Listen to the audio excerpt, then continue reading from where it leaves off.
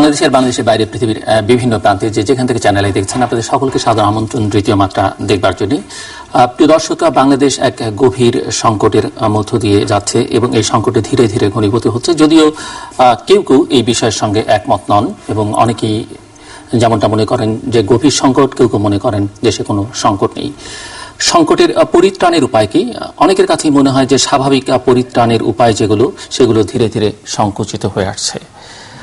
কিন্তু প্রতিটি মানুষ উপলব্ধি করতে পারেন যে প্রত্যেকের জীবন এখন নিরাপত্তাহীনতার মধ্যে আছে। দেশের অর্থনীতি, শিক্ষা সহ সমাজের নানান ক্ষেত্রে এক ধরনের অচল অবস্থা, এবং যে অবস্থার মধ্য দিয়ে যাচ্ছে বাংলাদেশ, তাতে বাংলাদেশের 16 কোটি মানুষের বোধ করি প্রায় সবারই মানসিক স্বাস্থ্যের উপরেও এর একটা বিরূপ প্রভাব পড়ছে। দেশের বর্তমান পরিস্থিতি নিয়ে কথা বলবার জন্য আজকে যিনি আমার অতিথি, তিনি এই সময়টাতে নানা কারণেই আলোচনার মধ্যে আছেন এবং যে পরিচয়টি না দিলেও চলতো, কিন্তু বাস্তবতা নিরিখে এই পরিচয়টিও দেওয়া দরকার যে তিনি একজন মুক্তিযোদ্ধা। দর্শক, আমার আজকের অতিথি ইংরেজি দৈনিক দ্য ডেইলি স্টার সম্পাদক মাহফুজ আনাম। স্বাগত আপনাকে স্টুডিওতে।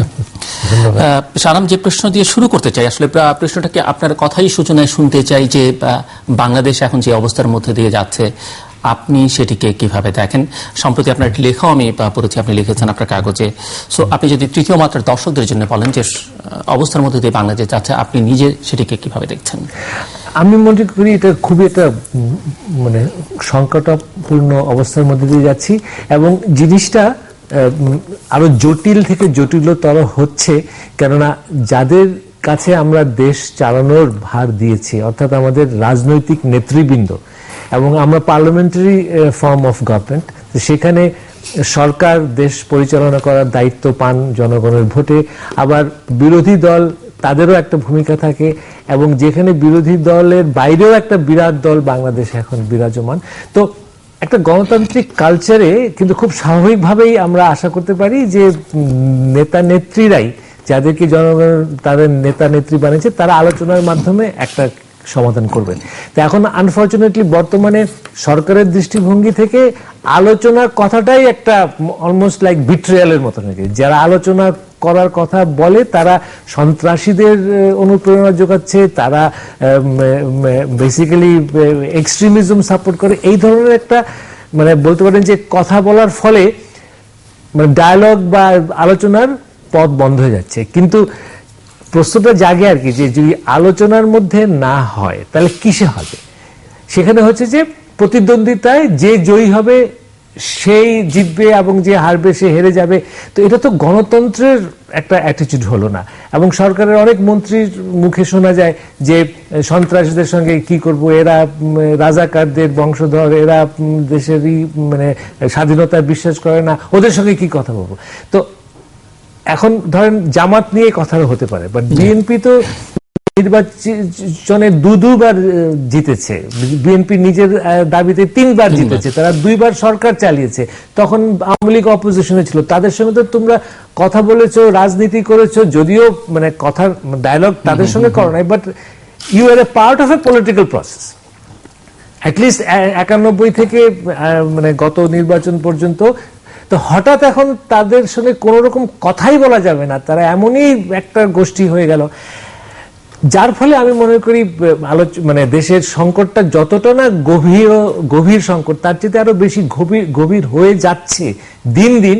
যে এই আমাদের যারা নেত্রী, যাদের উপরে দেশ আস্থা রাখে, তারা একেবারেই বৈরী হয়ে যাচ্ছেন। এবং আমি বলবো সরকার ধরেন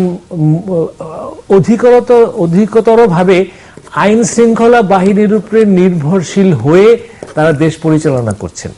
এবং যেটা যে বলে আর কি, যে জনগণের জনগণ দ্বারা শাসিত দেশ, তো সেই জনগণের কথা কিন্তু 2 দলের কেউ ভাবছে না। আমি এতক্ষণ সরকারকে দোষী করে বলছি, বাট একাধারে ইনফ্যাক্ট আমি একবার এক টক শোতে বলছিলাম যে বর্তমান ক্রাইসিসের জন্য আমি অপোজিশনকে 80% দোষ দেই, সরকারকে 20%। 80% কেন দোষ দেই?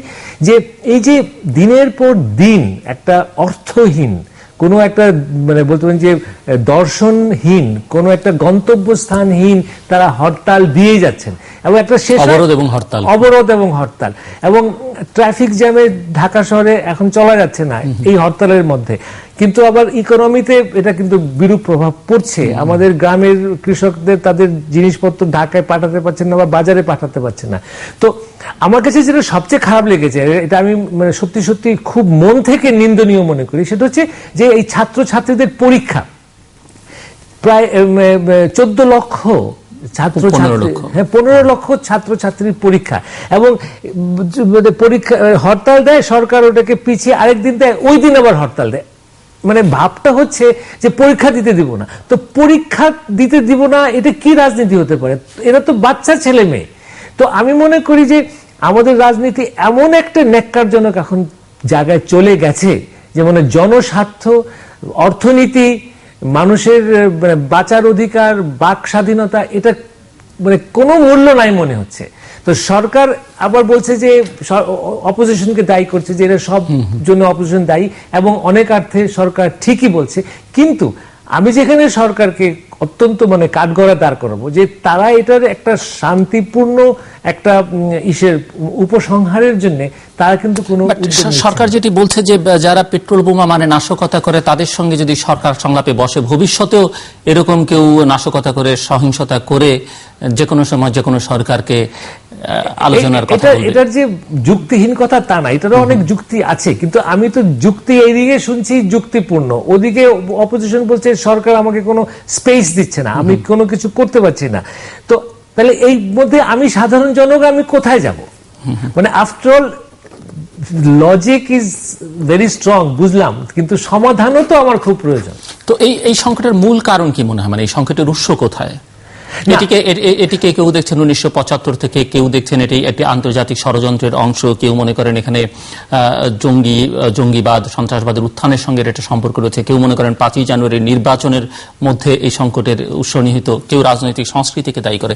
আপনি এই সংকটের মূল কোথায় দেখেন, মানে বর্তমান সংকটের কথা? আমরা যদি ধরেন চেষ্টা করি তাহলে এটার মানে এটার সূত্র আমি মানে সেই 47 থেকে নিতে পারি, মানে ইন্টেলেকচুয়ালাইজ করা যায় অনেক ক্ষেত্রে, বাট তারপরেও তো আমরা দেখেছি যেটাকে বলে প্র্যাকটিক্যাল পলিটিক্স, হ্যাঁ, যে 91 থেকে আমরা দুটো দল পেয়েছি, তারা নির্বাচিত হয়ে সরকার চালিয়েছেন, এবং কোনো না কোনো ভাবে মানে আমরা এগোচ্ছিলাম, অর্থনৈতিক উন্নতি হচ্ছিল, এবং বলতে পারেন যে অনেক ধাক্কা টাক্কা খেয়েও গণতান্ত্রিক ভাবে কিন্তু দেশ চলছিল।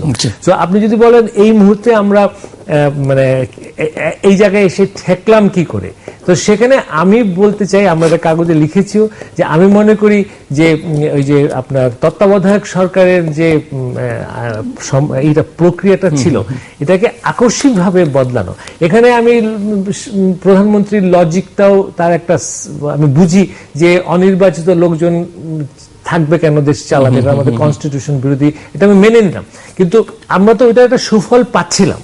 হ্যাঁ, তো যদি বদলাতেই হয়, আমার কাছে মনে হয় যে যেটা কোর্ট বলেছিলেন যে আরো 2 টার্ম রেখে, অথবা যদি আরো 1 টার্ম রেখেও যে ঠিক আছে আমি এটা বদলাবো, বাট এই মুহূর্তে আমি একটা নির্বাচনের জন্য একবারের জন্য লেভেল প্লেইং ফিল্ড থাকুক, তারপরে আমরা অপোজিশনকে তো সময় দিয়ে তাকে তো কনফিডেন্সে নিতে হবে। আপনি হঠাৎ মানে আমি ধরেন যদি উল্টো করে দেই, যে ওই সময় খালেদা জিয়া ক্ষমতায় ছিল এবং উনি আওয়ামী লীগের সঙ্গে কোনো আলোচনা না করে তত্ত্বাবধায়ক একটা বাতিল করে দিলেন, তাহলে কি আওয়ামী লীগ মানতো? আমার ধারণা মানতো না, কেননা 2 দল একে অপরের সন্দেহের উপরে চলে। সো ওটা আমি মনে করি তারপরেও আমি এটা বলতে চাই যে ধরেন একটা নির্বাচন হলো, এই নির্বাচনটা তখন প্রধানমন্ত্রী বলেছেন যেটা সাংবিধানিক একটা বাধ্যবাধকতা বলেছেন। তারপরে ধরেন একটা অ্যাটিটিউড হতে পারতো যে উনি এত সুন্দরভাবে দেশ চালাতেন, এত সুন্দর গুড গভর্নেন্স হতো যে লোকজন আস্তে আস্তে নির্বাচনের কথাটা ভুলে যেত। কিন্তু আমরা দেখলাম যে সত্যিকার অর্থে যে মানে অপোজিশন না, বিএনপিকে বিশেষ করে বিএনপিকে কোন ঠাসা করার একটা বিরাট একটা প্রক্রিয়া প্রথম থেকেই আমরা দেখলাম, এবং যার ফলে আমার মনে হয় পলিটিক্যাল টেনশনটা বাড়ছে। মানে আমাদের এটা তো অস্বীকার করার কোনো উপায় নাই যে বিএনপিও একটা বড় দল, তার তো একটা সমর্থনের একটা তো ভোট ব্যাংক আছে। আপনি বিএনপিকে যদি বিলুপ্তও করে দেন, তো ওই ভোটারগুলো কোথায় যাবে? সো এই বাস্তবতা আমার মনে হয় যে আওয়ামী লীগ নেতৃবৃন্দ ঠিক সঠিকভাবে দেখছেন না।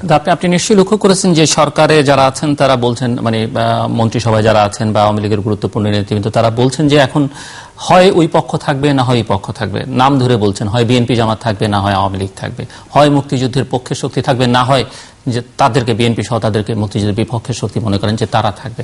এই লড়াইটা এখন এরকম জায়গায় তারা মনে করছেন। হ্যাঁ, আমি মনে করি যে এই ধরনের বলাটাও একটুখানি মানে বলতে পারেন যে ইররেসপন্সিবল। বিকজ আপনি মানে ধরেন আমি আমি আমি আওয়ামী লীগের একজন লোক, হ্যাঁ, আমি দেখছি যে আমি চাই বিএনপি আস্তে আস্তে বিলীন হয়ে যায়। তো এখন এই যে 2008-এর যে নির্বাচন, 2008-এর সেই নির্বাচনে আমি কি রেজাল্ট পেয়েছি? আমি পেয়েছি যে আওয়ামী লীগ এবং তার মিত্ররা মিলে পার্লামেন্টের 5 ভাগের 4 ভাগ তারা, বিএনপি মাত্র 30টা সিট পেয়েছে এবং জামাত 2টা পেয়েছে। তো আমি যদি আওয়ামী লীগের হই তাই আমি দেখছি যে আমি তো গণতান্ত্রিক ভাবেই তো আমি বিএনপি এবং জামাতকে তো আমি অনেক নিম্নে নিয়ে আসছি। তাহলে আমার অ্যাপ্রোচ হতো, যদি আমি গণতন্ত্রে বিশ্বাস করি তাহলে আমার এই ভিক্টরিটাকে আমি কনসলিডেট করব এবং এখানে এমন ভাবে দেশ সুশাসন করব যে ভবিষ্যতের নির্বাচনে যেন বিএনপি 30-এর বেশি সিট না পায়, পারলে আরো কম পায়। কিন্তু আমি তো ওই পথে গেলাম না। আপনি যদি, আমার প্রশ্ন একটা যে 2008-এ যে ম্যান্ডেট আওয়ামী লীগ এবং তার মিত্ররা পেল, কি এমন ঘটলো যে 2014 আসতে আসতে এমন তারা একটা ইনসিকিউরিটির মধ্যে চলে গেল যে তারা তত্ত্বাবধায়ক বাতিল করে দিল এবং 2014-তে 300 লোকের পার্লামেন্টের 153 জন আনকনটেস্টেড ভাবে পার্লামেন্টে আসতে হলো। পৃথিবীর কোন দেশকে, কোন পার্লামেন্টকে, কোন রাজনৈতিক নেতৃবৃন্দকে তো আপনি বোঝাতে পারবেন না যে মেজরিটি এমপি যেখানে আনকনটেস্টেড ভাবে নির্বাচিত হয়, মানে আনকনটেস্টেড এমপি হয়, একটা ভোট দেওয়ার আগে মেজরিটি হয়ে যায় একটা দলের, এটা গণতান্ত্রিক? এটা তো বললেই তো।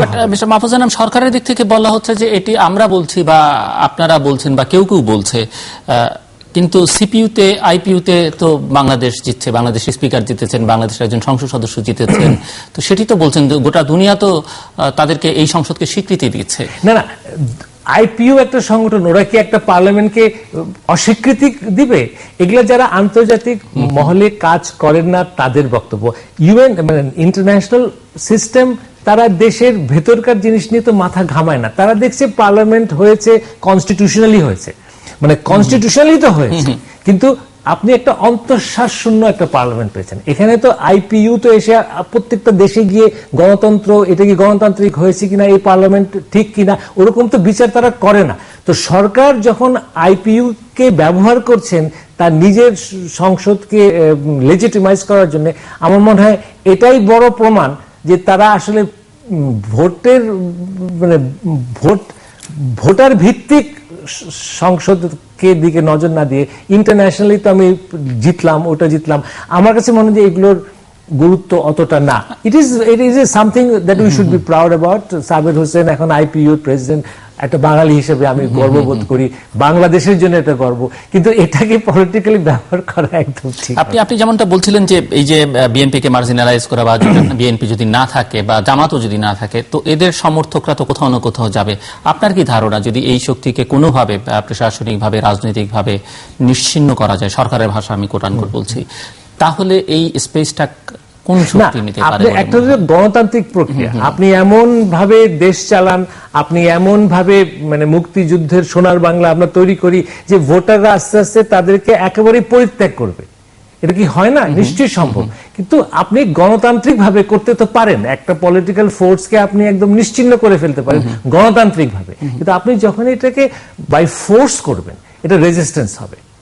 আপনি তাকে মানে জনগণের মন জয় না করে, আমি এটা কখনো বুঝতে পারি না কি যে যেসব ভোটার বিএনপি কে ভোট দেয় তাদের মন জয় করা কি এতই ডিফিকাল্ট? এখন লোকে বলে যে না, বাংলাদেশে একটা গ্রুপ আছে যারা যাই করুক না কেন বিএনপি সবসময় সমর্থন দেবেই, আওয়ামী লীগ, হ্যাঁ, এটাই যদি বাস্তবতা হয় তাহলে আমাকে যদি গণতান্ত্রিক ভাবে দেশ চালাতে হয় তাহলে আমাকে এই বাস্তবতা মেনে নিয়ে চলতে হবে। এবং আমি তো 91 থেকে 2000 ধরেন অ্যাটলিস্ট 2008 পর্যন্ত তো আমি সেইভাবে চলে এসেছি এবং আমরা মোরলেস ধরেন যতটাই অসম্পূর্ণ হোক মানে একটা তো গণতান্ত্রিক স্ট্রং অপোজিশন ছাড়া আপনি ডেমোক্রেসিকে স্ট্রেংথেন করবেন কিভাবে? সেটাই না, তাই বলছিলাম যে আমাদের তো একটা সুন্দর হয়ে আসছিল কাঠামো, এটা ত্রুটি ছিল, ওই ত্রুটিগুলো সংশোধন করা যেত, কিন্তু ওটাকে একদম বাদ দিয়ে নতুন ভাবে যাওয়ার তো আমরা এখন দেখছি ফলটা তো ভালো হচ্ছে না। এবং আমি ধরেন অপোজিশনকে যতই ঘৃণা করি, তার অস্তিত্ব আমি অস্বীকার কিভাবে করি?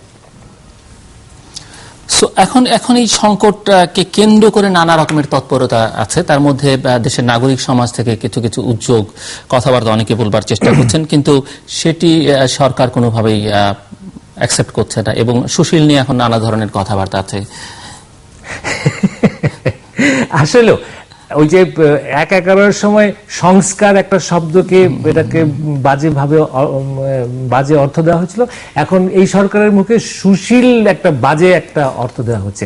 প্রথম কথা হচ্ছে যে আমি সরকারের এই সুশীল সমাজের প্রতি এই ধরনের আক্রোশমূলক আচরণ বা অ্যাটিটিউডের আমি অর্থ বুঝি না।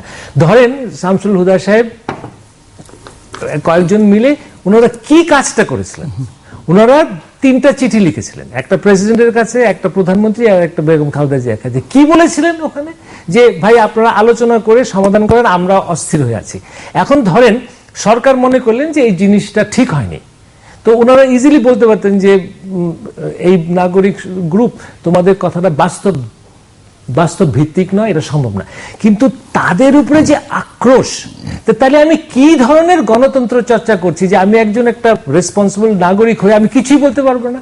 আমি ধরেন একটা বললাম, অবাস্তব একটা কথা বললাম, ওরা তো বলে নাই যে সরকার তুমি এখনই নেমে যাও, ওরা তো বলে নাই যে আওয়ামী লীগের সরকার অবৈধ, কি এমন তো মানে ডিস্টেবিলাইজিং তো তারা কিছু বলে নাই। তারা একটা বলছে যে আলোচনা করো, প্রত্যাখ্যান করে দাও যে না এটা ঠিক না। কিন্তু তাদেরকে নিয়ে যে ধরনের তাদের উপরে আক্রোশ, এবং মানে তারা কি করে, সবাইকে চিনি, সবার বিরুদ্ধে এটা আছে, আমি একেবারে স্তম্ভিত হয়ে যাচ্ছি। সো আমি সরকারের তরফ থেকে শুধু অপোজিশনের প্রতি না, এনি গ্রুপ যারা একটা অন্য ভিন্ন মত পোষণ করার চেষ্টা করে, তাদের প্রতি যে একটা আক্রমণাত্মক যে ভাব, এটা ওরাই প্রমাণ করছেন যে গণতান্ত্রিক পরিবেশ ওনারা সৃষ্টি করতে রাজি নন। আমার এইটাতে আমার সবচেয়ে বড় দৃষ্টান্ত বলে মনে হয় যে একটা গ্রুপ নয়, একটা বলেছে কথা, এমনকি ডিস্টেবিলাইজিং কথা বললো। সরকার ওইটা বলতে পারতেন যে আপনারা আলোচনার প্রস্তাব দিয়ে আপনারা আমাদেরকে সন্ত্রাসীদের সঙ্গে আলোচনা করতে বলছেন, প্লিজ এটা বলেন না, এটা ঠিক না। এসব কিছু না বলে তাদেরকে আক্রমণ করা হলো। আমি মনে করি যে দিস ইজ এ ভেরি, এবং মিডিয়ার উপরেও ধরেন মানে যেসব মিডিয়া ঠিক সরকারের কথা হুবহু প্রতিফলন করছে না, তাদেরকে নিয়ে যেসব বিতর্ক, হ্যাঁ, আমরা এডিটর্স কাউন্সিল থেকে একটা স্টেটমেন্ট দিলাম যে সরকার সংবাদ মাধ্যমের উপর হস্তক্ষেপ করছে এরকম, হ্যাঁ, এবং আমরা বলেছিলাম যে নিরপেক্ষভাবে কাজ করা কঠিন হয়ে পড়ছে। তো সরকার বলতে পারে যে না এটা ঠিক না, হে এডিটর্স কাউন্সিল তোমার ঠিক না। কিন্তু মানে যেভাবে এটাকে মানে বলতে পারেন যে রিয়াকশন করা হলো, এবং আমি দুঃখের সঙ্গে বলতে চাই এবং ওনাকে সম্মান করেই বলতে চাই যে প্রধানমন্ত্রী পার্লামেন্টের ফ্লোরে গিয়ে ডেইলি স্টারকে বললেন যে এটার বিরুদ্ধে ব্যবস্থা নেওয়া হবে। তো এটা তো মানে গণতন্ত্রে কেন, আমি এই কথা, কিন্তু মিস্টার আনাম, আপনি কেন সরকারের দিকটাই বা প্রধানমন্ত্রীর দিক দেখছেন? আপনার এডিটর্স কাউন্সিলও তো শেষ পর্যন্ত ঐক্যবদ্ধ থাকছে না, বা কথাবার্তায় আমরা তো সেই প্রথম রাত থেকেই প্রতিক্রিয়া দেখছি অনেক এডিটর নিয়ে। না, এখানে আমি মনে করি যে এই ঐক্যবদ্ধ অবশ্যই আমরা আছি। আমাদের প্রেসিডেন্ট উনি আমেরিকা থেকে বলেছেন যে উনি আমাদের এই স্টেটমেন্টের সঙ্গে সম্পূর্ণ উনি একমত পোষণ করছেন না। এর বাইরেও কোন এডিটরকে আমি টেলিভিশনে দেখেছি যে তারাও বলেছেন। হ্যাঁ, সেখানে আমি যদি নাম ধরে বলি যে শ্যামল দত্ত, উনি এইটার সদস্য, উনি দ্বিমত পোষণ করেছেন, উনি মিটিং এ ছিলেন না। আর দুটো সম্পাদক যারা ভেতরে ছিলেন তাদের নামে বলা হচ্ছে যে তারা এটার ঘোরতর বিরোধিতা করছেন। এটা সম্পূর্ণ অসত্য। আমরা যারা 10 জন যারা মিটিং এ ছিলাম, আমি একটু নাম বলি আর কি। আমাদের ওই মিটিং এ যারা ছিলেন, মতিউর রহমান প্রথম আলোর, মতিউর রহমান চৌধুরী মানব জমিনের, রিয়াজউদ্দিন নিউজ টুডে, তারপরে খন্দকার মনিরুজ্জামান সংবাদের, নুরুল কবির নিউ এজের, তারপরে ইমদাদুল হক মিলন কালের কণ্ঠে, নঈম নিজাম বাংলাদেশ প্রতিদিন, তারপরে ছিলেন আমি ছিলাম নিজে, তারপরে দেওয়ান হানিফ বণিক বার্তা, জাফর সোভান ঢাকা ট্রিবিউন, আশা করি কাউকে বাদ পড়লো না। তো আমরা আমাদের মোট সদস্য হচ্ছে 24 জন, তার মধ্যে আমরা 10 জন ওখানে ছিলাম। কোরাম হয়েছে, কোরামের বেশি হয়েছে। এবং সেখানে আমি বলি সংবাদের মনিরুজ্জামান এবং নাঈম নিজাম তারা প্রথমে আমাদের এই বিবৃতিতে দেখে ওনারা বললেন যে আমরা টেলিভিশনের, দেখেন বিবৃতির সাবস্টেন্স যেগুলো ওটা নিয়ে না, ওনারা বলছেন টেলিভিশন সম্বন্ধে আমরা বলবো কি বলবো না। মনিরুজ্জামান অবশ্য টেলিভিশন আমি দেখেছি অন করেছেন, সেটাই মনিরুজ্জামান এবং নাঈম নিজাম, হ্যাঁ দুজনেই বলেছেন। তারপরে আমরা বললাম যে দেখেন মানে মিডিয়ার স্বাধীনতা তো ভাগ করা দেয় যে সংবাদপত্র স্বাধীনতা ঠিক আছে, টেলিভিশন জাহান্নামে যাক, বা টেলিভিশনের স্বাধীনতা ঠিক আছে, আপনার radio. Media freedom is a composite thing. এটা বলার পরে সবাই এগ্রি করলো এবং আলটিমেটলি যে স্টেটমেন্টটা দেওয়া হয়েছে এটা সর্বসম্মতিক্রমে, এবং যারা বলেছেন যে এটার মধ্যে বিরোধিতা ছিল এটা অসত্য বলছেন। এবং আমি আপনাকে দৃঢ়ভাবে বলতে চাই যে দিস স্টেটমেন্ট ওয়াজ ইউনানিমাস। হ্যাঁ, আমাদের প্রেসিডেন্ট উনি মিটিংয়ে ছিলেন না, ইনফ্যাক্ট উনি মিটিং ডাকার প্রক্রিয়ার সঙ্গে সম্পৃক্ত ছিলেন। ওনার অনুমতিক্রমে, ওনার সম্মতিক্রমে আমি মিটিং ডেকেছি। উনি আমেরিকায় গিয়ে স্টেটমেন্টটা দেখে উনি বলছেন এটার সঙ্গে উনি একমত নন। হতেই পারে, উনি তো মিটিংয়ে ছিলেন না, কিন্তু আমাদের যে সংগঠন, আমাদের যে সংবিধান, কনস্টিটিউশন, গঠনতন্ত্র যেটা, সেখানে স্পষ্ট বলা আছে যে কোরাম হবে, কোরামে যদি একটা সিদ্ধান্ত হয় সেটা সবার জন্য প্রযোজ্য। সারোয়ার ভাই উনি মিটিং যখন দেখেছিলেন উনি ঢাকায় ছিলেন, কিন্তু হঠাৎ করে ওনাকে আমেরিকা যেতে হলো স্বাস্থ্যগত কারণে। এটা একটা অত্যন্ত দুঃখজনক ব্যাপার এবং আমি দৃঢ়ভাবে বিশ্বাস করি যে সারোয়ার ভাই দেশে ফিরে আসলেই এই জিনিসটা একদম আমাদের মধ্যে সমস্ত যেটা কমিউনিকেশন গ্যাপ আছে সেটা হবে, এবং সম্পাদক পরিষদ অবশ্যই মানে কোন ধরনের এর মধ্যে কোন বিভাজন। মিডিয়ার ক্ষেত্রে হস্তক্ষেপ বা স্বাধীনভাবে কাজ করতে পারছেন না, সেটি কেন বলছেন, কেন মনে হচ্ছে আপনাদের? আচ্ছা, আপনি যদি দেখেন যে প্রধানমন্ত্রী যদি পার্লামেন্টে দাঁড়িয়ে যদি একটা কাগজের কথা বলেন, তো অন্যান্য কাগজের সম্পাদকরা তাতে কি ভীত সন্তুষ্ট হবে না? এটা হলো এক নম্বর। দ্বিতীয় কথা, যে কাগজে কি ছাপা হচ্ছে না হচ্ছে, এটা দিয়ে ফোন কল আমি হয়তো খুব কার্টিয়াসলি ফোন কল পাই, অন্যরা অন্যভাবে পাই তো। আচ্ছা, তারপর আরেকটা আপনি যে জিনিস দেখেন যে আমি একটা ছবি ছেপেছিলাম, একটি পোস্টার ছেপেছিলেন ছবি, সেটি নিয়ে কথা হয়েছে এবং এটা অনেকে বিরক্ত হয়েছেন, অনেকে আপনার গ্রেফতার দাবি করেছেন। চিন্তা করে দেখেন এটা কি ধরনের গণতন্ত্র।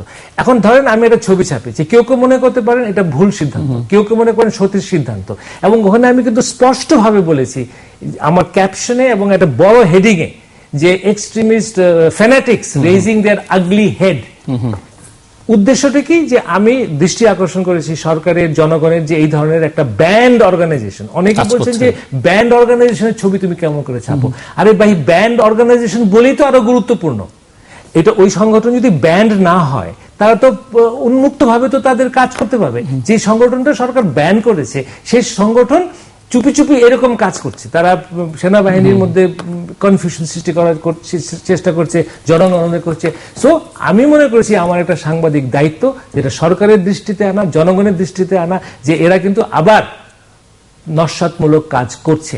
এবং দেখেন সারাক্ষণ সমস্ত পৃথিবীতে বিন লাদেনের যুদ্ধ আমেরিকার সঙ্গে, তারা বিন লাদেন তো টাইম ম্যাগাজিন তাকে পারসন অফ দ্য ইয়ার বানিয়েছে, তো তারা কি বিন লাদেনকে সাহায্য করেছে? তো আমি মনে করি এখানে দৃষ্টিভঙ্গির একটা বিরাট পার্থক্য এবং অসহিষ্ণুতা এবং সমস্ত দরজার পেছনে শত্রু খোঁজার একটা মানসিকতা, যেটা সত্যিকার অর্থে কিন্তু কাম্য নয়, শোভনীয়, মানে শোভনীয় তো নয়, শুভ দিকেও। এই যে দৃষ্টিভঙ্গির কথা বললেন, এই দৃষ্টিভঙ্গি তো উইদিন দ্য মিডিয়া আছে, মানে মিডিয়ারই তো এখন একটা বড় অংশ মনে করে যে কি আমাদের দেখানো উচিত, কি দেখানো উচিত না, কি বলা উচিত, বলা উচিত না, ভিন্ন মতকে আমরা কতটা আশ্রয় প্রশ্রয় দিব, দেয়া সমীচীন কিনা, এগুলো নিয়ে তো এখন প্রবল বিতর্ক হচ্ছে, বিভিন্ন টক শোতেও হচ্ছে, টেলিভিশন। সো আর আপনি সিভিল সোসাইটির কথা বলছেন, মিডিয়ার কথা বলছেন, এখানে পলিটিসাইজেশনটা এমন হয়েছে যে তো মাইক্রোস্কোপ দিয়ে খুঁজে বের করতে হবে যে এই বিবদমান পক্ষগুলোর বাইরে কেউ কথা বলছেন, কথা বলবার চেষ্টা করছেন না। এখন ধরেন যে মিডিয়ার কথা বলছি আর কি, মিডিয়ার এক হতে পারে, যেমন আমেরিকাতে এখন ফক্স নিউজ, ওরা ওবামা যে আসলে আমেরিকান নাগরিক সেটাই স্বীকার করতে, কিন্তু একটা আপনার সমস্ত ডিবেটটা হচ্ছে within a parameter of freedom and tolerance. এখন আমি যেটা মনে করি আর কি, যে ধরেন একটা ফিলসফি আছে অফ দ্য মিডিয়া, সেটা কি যে informed people are the best guarantee for democracy. আপনি জনগণকে সমস্ত তথ্য দেবেন, একদম উন্মুক্ত তথ্য প্রবাহতে থাকবে, জনগণ জানবে, এবং জনগণই হচ্ছে আলটিমেট গ্যারান্টর। কনসিকুয়েন্স ভাবে কিনা মিডিয়া, আপনি কি মনে করেন? সরি, মানে আপনি যে ইনফরমেশন দিচ্ছেন তার কনসিকুয়েন্সটা কি হতে পারে সেটি আপনার ভাবনা আসা দরকার কিনা? এখানে ধরেন দু একটা জায়গায়, যেমন দেশের একদম ধরেন আমাদের একটা কোনো মিলিটারি ইস্যু আছে যেখানে জানানোটা আমাদের সিকিউরিটি থ্রেট হচ্ছে, ওইসব জায়গায় তো আমরা মিডিয়া অত্যন্ত আপনার সতর্ক। আজ অব্দি এতগুলো নিউজ পেপার আছে, এতগুলো আজ অব্দি ভালো ভালো কাগজ বা ভালো ভালো টেলিভিশন স্টেশন এমন তো দায়িত্বহীনের কোনো কাজ করেনি যেটা দেশের মানে আপনার সিকিউরিটি ইস্যু হয়ে দাঁড়িয়েছে। সো আমি মনে করি যে বাংলাদেশ অনেক অগ্রসর হয়েছে, যেমন ধরেন ইকোনমিতে আমরা অনেক এগিয়েছি, আমরা ম্যাচিউরিটিতেও এসেছি, এবং আমাদের গণতন্ত্র আমি ধারণা করছি, আমি বিশ্বাস করি যে এমন একটা জায়গায় এসেছি যেখানে ভিন্ন মত নিয়ে আমরা কিন্তু বসবাস করার মতো একটা জায়গায় এসে যাচ্ছি। সেখানে হঠাৎ করে মানে ভিন্ন মত প্রকাশ করলেই তুমি শত্রু, এই মানসিকতাটা ইমম্যাচিউরিটির লক্ষণ, এবং এটা বাংলাদেশকে এগিয়ে নিয়ে যাবে না। কিন্তু এই যে বিভাজিত মিডিয়া যে এখন নানা ভাগে ভাগ হয়ে যাচ্ছে, গণমাধ্যমের যেটি রোল সেটি দেশের জন্য কতটা মানে পলিটিসাইজেশনের কথা? বাই ডেফিনিশন বিভাজনটাকে আমি খারাপ দেখি। আমরা যদি 4-5 এডিটরকে নিয়ে আসি, দেখা যাবে হয়তো কোনোদিন পাওয়াও যাবে না, হয়তো 3 জন আওয়ামী লীগের পক্ষে বলছেন, 3 জন বা 6 জন বিএনপির পক্ষে বলছেন, বা 6 জন আওয়ামী লীগের পক্ষে 3 জন। না, আমি পার সে আমি এটাকে খারাপ দেখি না, কিন্তু ওই যে বিভাজনটা হচ্ছে ওটা লজিক হতে হবে এবং তথ্য ভিত্তিক হতে হবে। আপনি এটা বলে দিলেন যা আপনার মুখে আসলো, সেটা কিন্তু বাক স্বাধীনতা, মানে আপনি বলতে পারেন you are misusing your freedom of speech. আমি পার সে আমি যে বিভিন্ন সম্পাদক বা ধরেন টেলিভিশন মিডিয়ার মধ্যে বিভাজনটাকে আমি পার সে আমি এটাকে খারাপ চোখে দেখি না, যদি কিনা এই ভিন্ন মতটা তথ্যভিত্তিক হয়, গণতান্ত্রিক মানসিকতার বহিঃপ্রকাশ হয়, এবং সত্যিকার অর্থে আমরা বিভিন্ন ধরনের মত প্রকাশ করে একটা সঠিক মতে আসার ওই ধরনের একটা প্রয়াস থেকে হয়। কিন্তু আমি যদি একে অপরকে হেয় করার জন্য আমার বিভাজনটা ব্যবহার করি, তাহলে কিন্তু একটা কনস্ট্রাকটিভ একটা সম্ভাবনাকে আমি কিন্তু ডিস্ট্রাকটিভ দিকে নিয়ে যাব। এখন সরকারের দিক থেকে বলা হচ্ছে যে নানা ধরনের ষড়যন্ত্র হচ্ছে বাংলাদেশকে ঘিরে, বিশেষ করে বর্তমান পরিস্থিতিতে এই ষড়যন্ত্রে নাগরিক সমাজ জড়িত, মিডিয়ার কেউ কেউ জড়িত। আমরা সাম্প্রতিককালে মাহমুদুর রহমান মান্নার 2টো টেলিফোন কথোপকথন, সেটি নিয়ে প্রশ্ন আছে, এবং সেনাবাহিনীকে উস্কানি দেওয়া হচ্ছে, সেটি গতকালকেও প্রধানমন্ত্রী সেনাবাহিনীর উদ্দেশ্যে কিছু বক্তব্য রেখেছেন, আপনি শুনেছেন।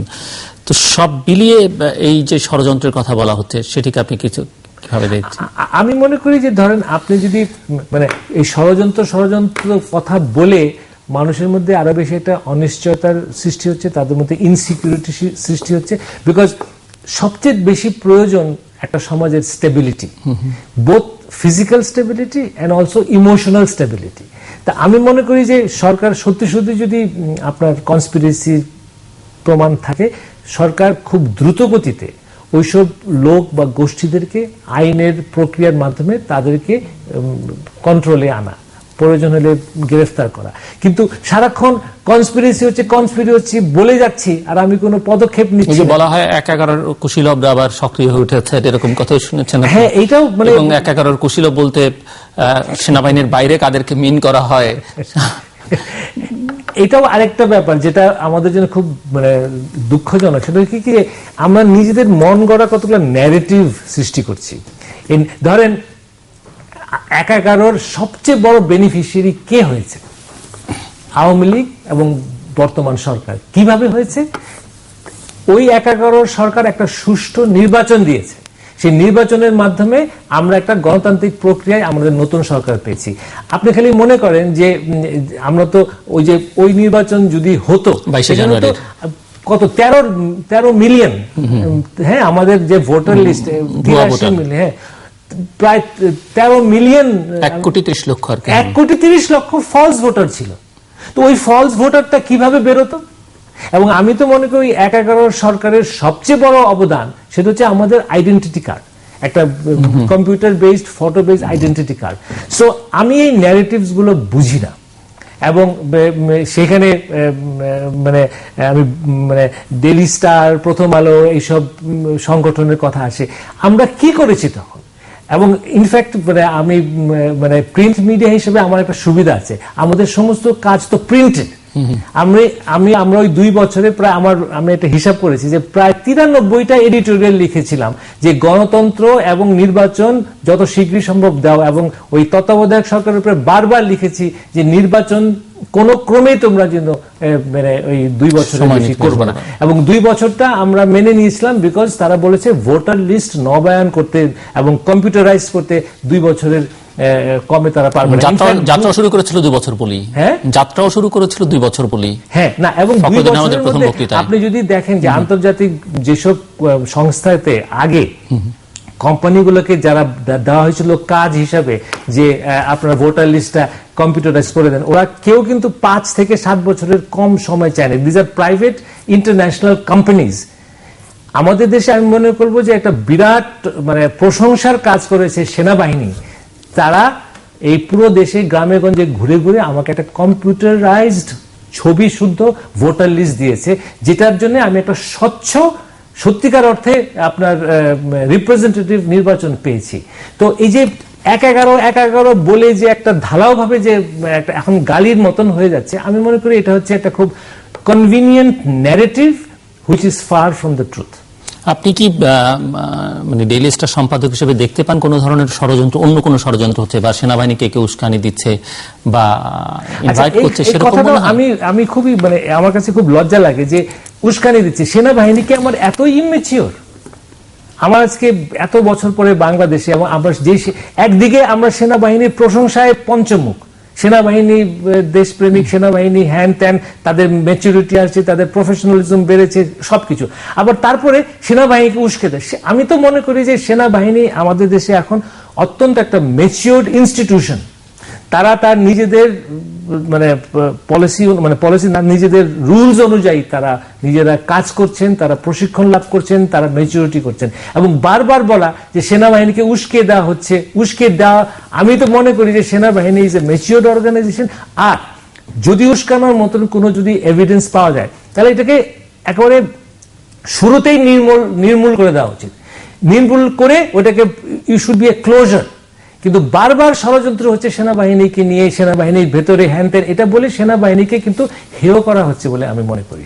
সো ইফ দ্যার ইজ মানে আমার শেষ কথা হচ্ছে যে আওয়ামী লীগ সরকার কিন্তু ক্ষমতায় 2008 থেকে আজকে 2015, তো একাধারে মানে মানে আনইন্টারাপ্টেড ভাবে এক দল এবং শেখ হাসিনা তারা ক্ষমতায়। তো যদি মানে আপনার এই কনস্পিরেসির কথা কোনো ভিত্তি থাকে, তাহলে এই সরকারের সম্পূর্ণ অধিকার আছে সেটাকে উন্মোচন করা, কিন্তু সেটাকে ভিক্টিমাইজ করার জন্য নয়। আপনাকে সঠিকভাবে সেটাকে উন্মোচিত করে লোকজনকে আইডেন্টিফাই করে বলে দেওয়া যে this is the evidence, this are the culprits, এবং আমি তাদেরকে নির্মূল করেছি। নির্মূল করে ইউ ব্রিং এ ক্লোজার যে আমরা একটা কনস্পিরেসির আমরা দানা বেঁধেছিল, আমি সেটাকে ধ্বংস করেছি, এখন দেশ আমরা শান্তিতে এগোই। কিন্তু বারবার এই আপনার হচ্ছে, কনস্পিরেসি হচ্ছে, এটা হচ্ছে, ওটা হচ্ছে বলে আমি মনে করি যে একটা আননেসেসারিলি একটা টেনশন এবং ডিস্টেবিলাইজেশন সমাজের মধ্যে আসছে। সবাই শতস্থ থাকছে, সবাই সন্দেহের মধ্যে থাকছে, এবং সত্যিকার অর্থে একটা ইনসিকিউরিটির মধ্যে হচ্ছে। বেগম জিয়াকে, বিএনপি চেয়ারপারসন বেগম জিয়াকে গ্রেফতারের জন্য ওয়ারেন্ট ইস্যু হয়েছে। গতকাল আপনি জানেন আদালত তার গুলশান কার্যালয় তল্লাশির জন্য নির্দেশ দিয়েছে।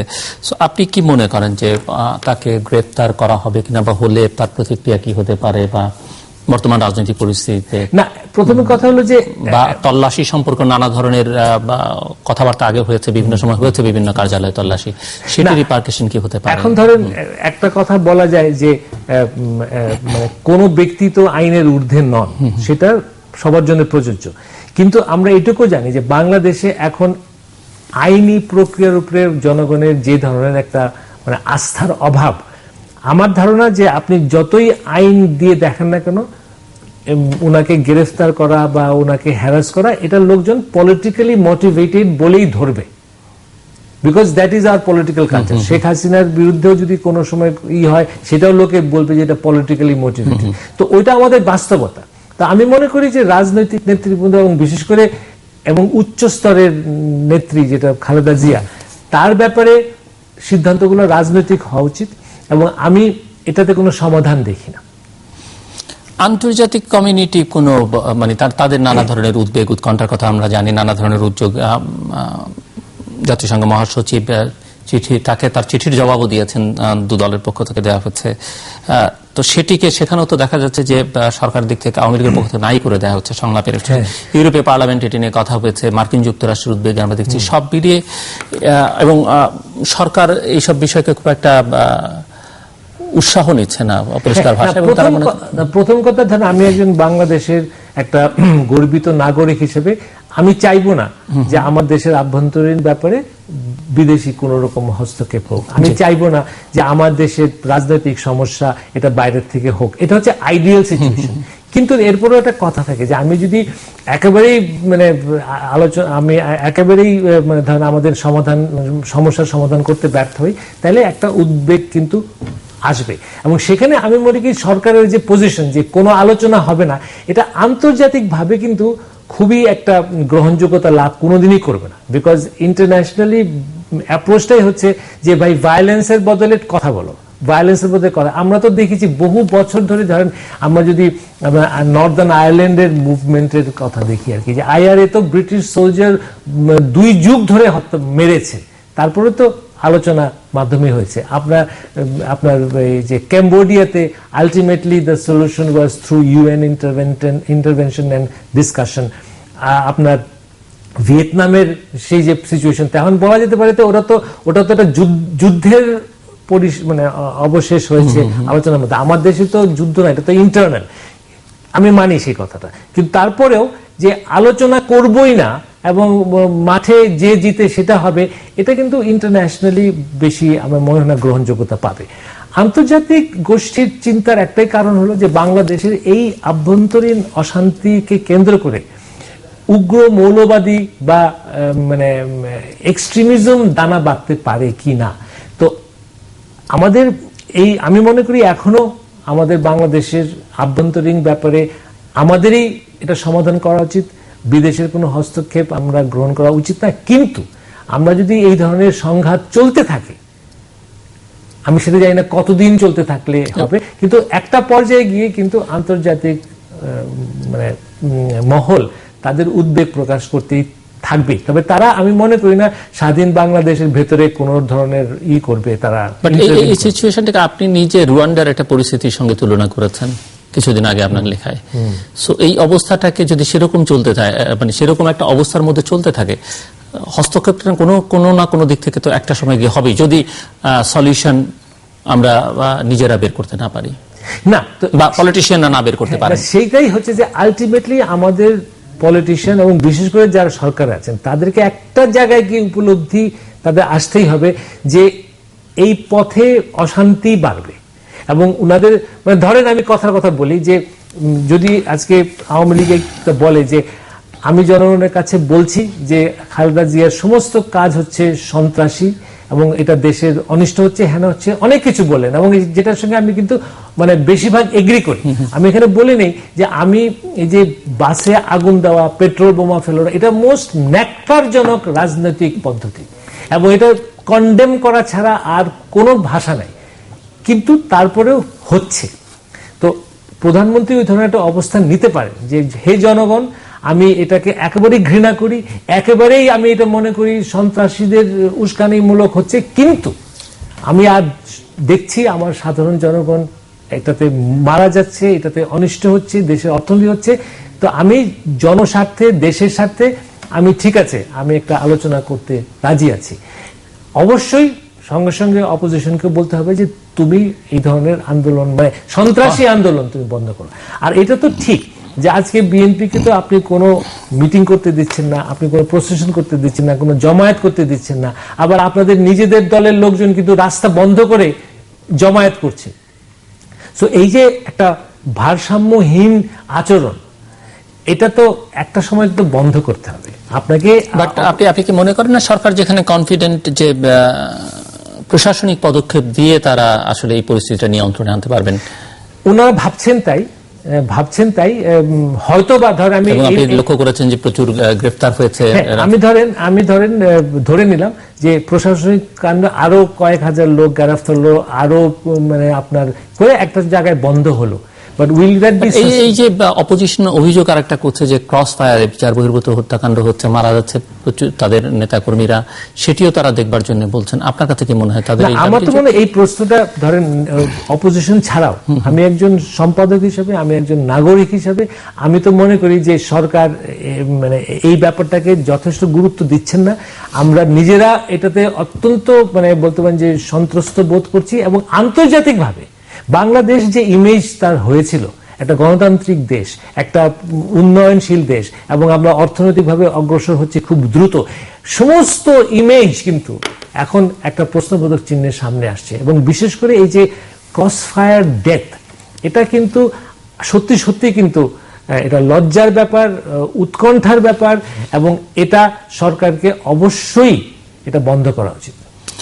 আপনাকে যদি একটু আমি জানতে চাই যে সরকার যেটি এখন কন্টিনিউ করছে, এখানে 1 বছরের কিছুটা বেশি সময়, তার আগের 5 বছর, এই দুই সরকারের যদি মূল্যায়ন করতে বলা হয় আপনি কি মানে কিভাবে করবেন? মানে আমি এই সরকারের কথা বলছি, আওয়ামী লীগের এই সরকার এবং তার আগের 5 বছর তারা যেভাবে শুরু করেছে। আগের 5 বছর মূল পার্থক্য হচ্ছে যে আগের 5 বছরের যে নির্বাচনের মাধ্যমে এসেছিল মানে এটা ছিল প্রশ্নের ঊর্ধ্বে, আর এই গত বছরের নির্বাচন সেটা কিন্তু প্রশ্নের ঊর্ধ্বে নয়। এটা মৌলিক পার্থক্য। বাট গভর্নেন্সের ক্ষেত্রে না, তো গভর্নেন্সের ক্ষেত্রেও আমি মনে করি যে এখন যেহেতু মানে আপনি দেখেন না যে গণতন্ত্রের একটা মূল মন্ত্র হচ্ছে চেক এন্ড ব্যালেন্স।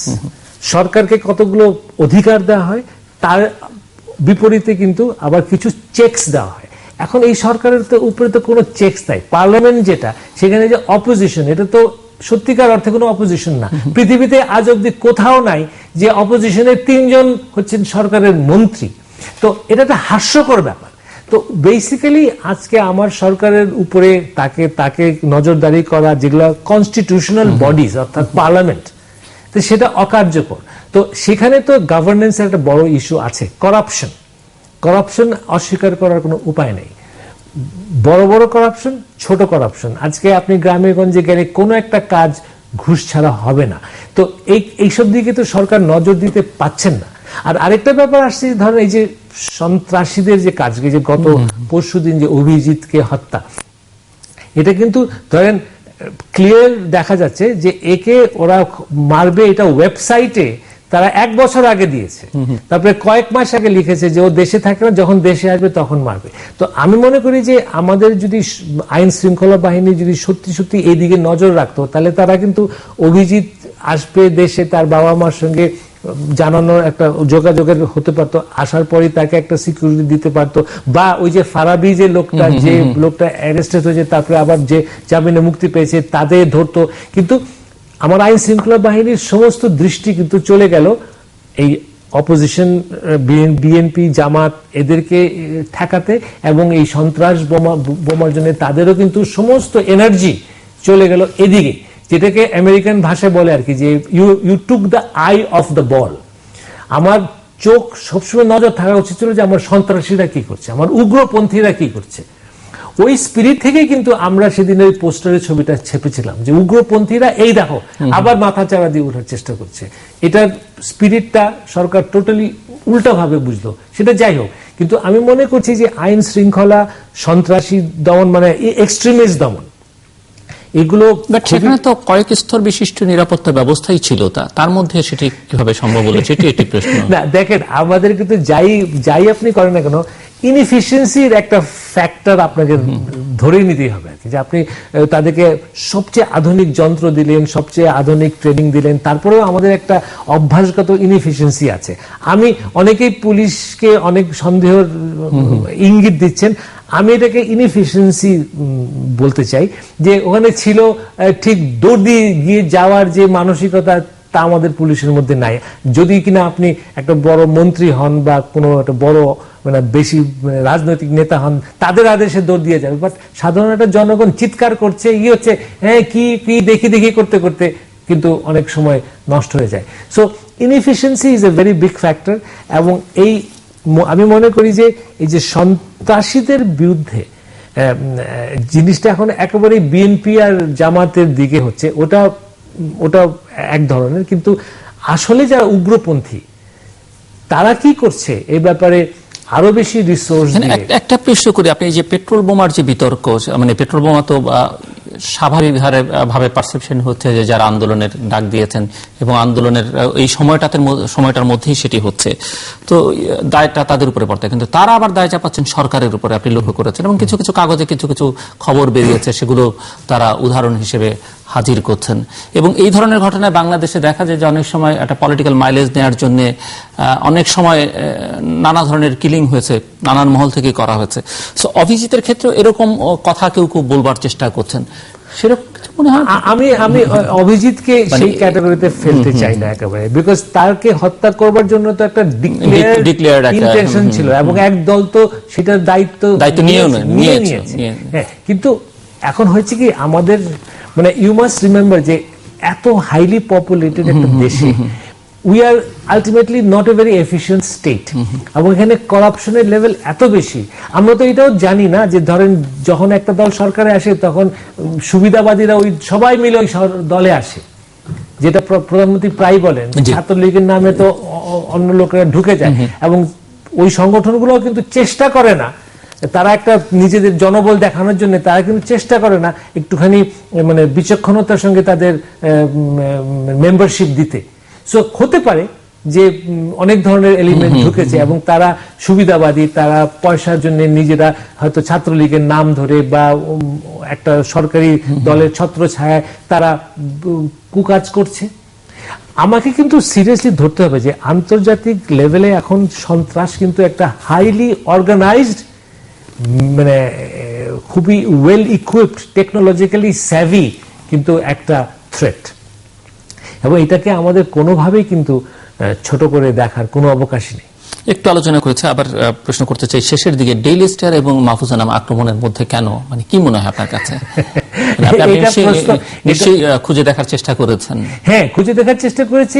এখন মানে আমরা সবসময় বস্তুনিষ্ঠ সাংবাদিকতা করার চেষ্টা করেছি, তবে হ্যাঁ আমরা একটা স্বাধীন কণ্ঠ হিসেবে আমরা নিজেদেরকে প্রতিষ্ঠা করতে চাই। তো এখানে আমি বলতে চাই যে সরকারের আচরণ সম্বন্ধে আমি সত্যি সত্যি বলতে পারেন যে কনফিউজড, বিকজ কতগুলো ইম্পর্টেন্ট ইস্যুতে মানে ডেইলি স্টার এবং সরকারকে ফেভার করার জন্য না, সরকারকে খুশি করার জন্য না, আমাদের সাংবাদিকতার নৈতিক দায়িত্ববোধ থেকে আমরা কতগুলো ইস্যুতে যে সাপোর্ট সরকারকে দিয়েছি। যেমন ধরেন বিডিআর ঘটনার সময় একটা মত ছিল যে প্রধানমন্ত্রী আর্মিকে দিয়ে সমাধান করতে পারতেন, প্রধানমন্ত্রী বলছেন না, আমি এটাকে আলোচনার মাধ্যমে করব, এবং আমরা মনে করেছি প্রধানমন্ত্রী সঠিক কাজ করেছেন, একটা বিরাট সমর্থন ওনাকে আমরা দিয়েছি। তারপরে হেফাজতের সময় আমরা প্রায় সবাই অনেকেই বলছিল কনফিউজ করার জন্য যে 2500-3000 লোক মারা গেছে।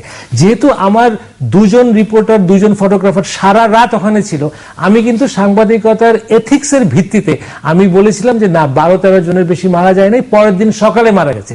এটাও কিন্তু সাংঘাতিকভাবে সরকারের অবস্থানকে দৃঢ় করেছে। তারপরে সন্ত্রাস বিরোধী আন্দোলনে আমরা সরকারকে সমর্থন দিচ্ছি। তো আমি ঠিক কনফিউজড, সিরিয়াসলি বলেন যদি, যে সরকারের উষ্মার কারণ কি। হ্যাঁ, এখন ওনারা যদি একটা স্বাধীন মানে একটা কণ্ঠস্বরের প্রতি ওনাদের যদি একটা অ্যালার্জি থাকে, তাহলে একটা কারণ খুঁজতে পারি। আমি দৃঢ়ভাবে বলতে চাই যে ডেইলি স্টার এমন কিছু করে নাই যেটা মানে দেশের স্বার্থের পরিপন্থী বা গণতন্ত্রের পরিপন্থী। তবে হ্যাঁ, একটা ইন্ডিপেন্ডেন্ট কাগজের সঙ্গে সরকারের একটা টেনশন থাকে, এটা আমি একটা কনস্ট্রাকটিভ টেনশন বলে মনে করি, কিন্তু সেটা মানে যেভাবে এখন যাচ্ছে এটা গণতন্ত্রকে শক্তিশালী করবে না, গণতন্ত্রকে দুর্বল করবে। এবং এখানে আমি একটা কথা বলতে চাই যে বাংলাদেশে কিন্তু আন্তর্জাতিক ক্ষেত্রে একটা বিরাট বিরাট সুনাম যে আমাদের সংবাদপত্র স্বাধীন। তো সেখানে সম্পাদককে দেশদ্রোহীর কারণে তাকে অ্যারেস্ট করো বা প্রধানমন্ত্রীর মুখ থেকে যে এটার বিরুদ্ধে ব্যবস্থা নেওয়া হবে, কেন একটা ছবি ছাপিয়েছি হুইচ ইজ মানে কোয়াইট ডিবেটেবল, আমি বলবো না যে এটা কারো কারো চোখে খারাপ লেগে থাকতে পারে, বাট আমি মনে করি মেজরিটির লোকজন বুঝবে তার লজিকটা কি। কিন্তু প্রধানমন্ত্রী এই ধরনের বলাটাতে একটা স্বাধীন সাংবাদিকতার যে ইমেজ ইন্টারন্যাশনালি বাংলাদেশের আছে, এটা বড়ভাবে আপনার ক্ষুণ্ণ হবে। আমরা একেবারেই শেষ প্রান্তে, আপনি যেটি বলছিলেন যে বর্তমান সংকট থেকে পরিত্রাণের উপায় হচ্ছে সরকারকে আলোচনার জন্য উদ্যোগ নিতে হবে, বিরোধী দলকে তাদের কর্মসূচিগুলো প্রত্যাহার করে নিতে হবে। কি বিষয় নিয়ে আলোচনা হতে পারে, কিভাবে আলোচনা হতে পারে? কেউ মনে করেন যে একটি নির্বাচনকে ঘিরেই আলোচনা হলেই সব সমস্যার সমাধান হবে কিনা, বা আদৌ সমস্যার সমাধান হবে কিনা, সেই সংকট তো থেকেই যাবে যে রাজনৈতিক সংস্কৃতির মধ্যে আছে। আপনার কোনো মানে আপনার কাছে কোনো ফর্মুলা আছে কি? না, খুব বেশি সময় নেই। না, সত্যিকার অর্থে কোনো ফর্মুলা নেই, এবং ফর্মুলা আমার মনে কারো কাছেই নেই। কিন্তু মানে এটা খুব একটা সাদামাটা কথা হয়ে যায় যে ভাই ভায়োলেন্স পরিত্যাগ করতে হবে।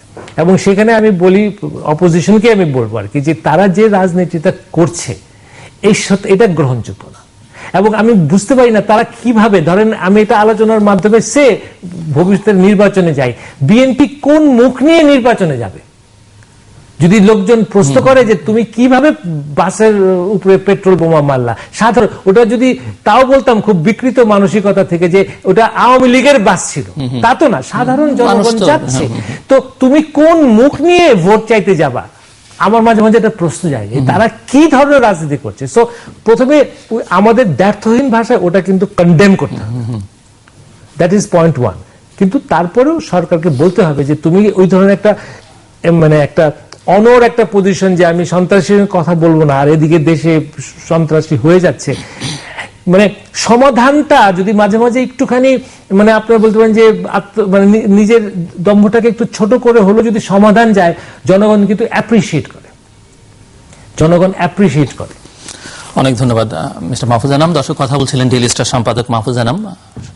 অনেকের কথার মতো একই কথা যে নাশকতা, সহিংসতা বন্ধ করতে হবে এবং এটিকে নিন্দা জানাতে হবে, এ বিষয়ে কোনো ভিন্ন মতের অবকাশ নেই।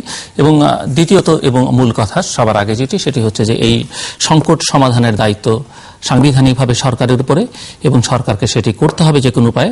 এবং সেখানে তিনি মনে করেন যে আলোচনার কোনো বিকল্প নেই, অর্থাৎ বিরোধী পক্ষের সঙ্গে আলোচনার মধ্য দিয়ে সমঝোতার পথে হাঁটতে হবে। দর্শক, আমাদের সঙ্গে থাকবার জন্য অসংখ্য ধন্যবাদ। আপনাদের সবার জন্য শুভকামনা।